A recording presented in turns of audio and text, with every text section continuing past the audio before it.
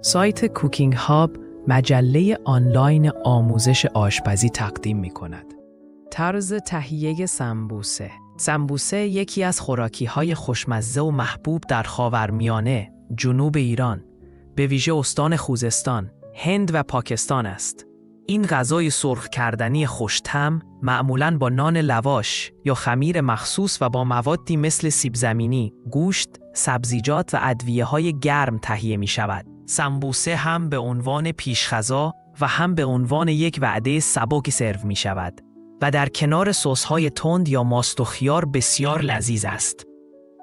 مواد لازم برای تهیه سمبوسه برای 4 نفر: نان لواش نازک 4 تا 5 عدد، هر عدد را به 2 یا 3 نوار باریک ببرید. سیب زمینی 3 عدد متوسط، پخته و نیگینی خرد شده یا له شده. پیاز 1 عدد بزرگ، نیگینی خرد شده. گوشت چرخ کرده اختیاری 250 گرم. فلفل دلمه‌ای 1 عدد، نیگینی خرد شده.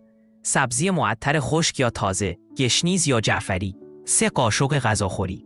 رب گوجه فرنگی 1 قاشق غذاخوری. زردچوبه، فلفل سیاه، فلفل قرمز، نمک به مقدار لازم. روغن مایع برای سرخ کردن. طرز تهیه: آماده سازی مواد میانی.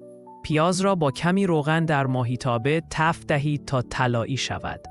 در صورت استفاده از گوشت چرخ کرده را اضافه کرده و خوب تفت دهید تا رنگش تغییر کند.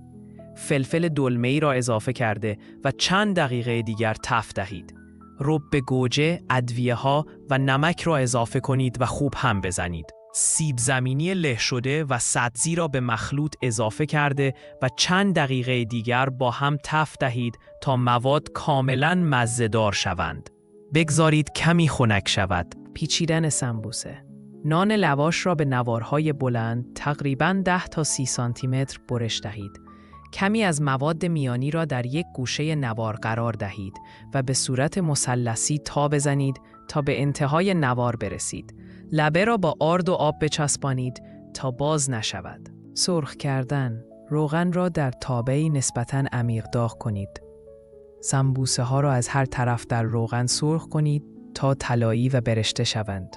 نکته سرو: سمبوسه ها را می توانید با سس تند، سس گوجه یا دوغ سرو کنید.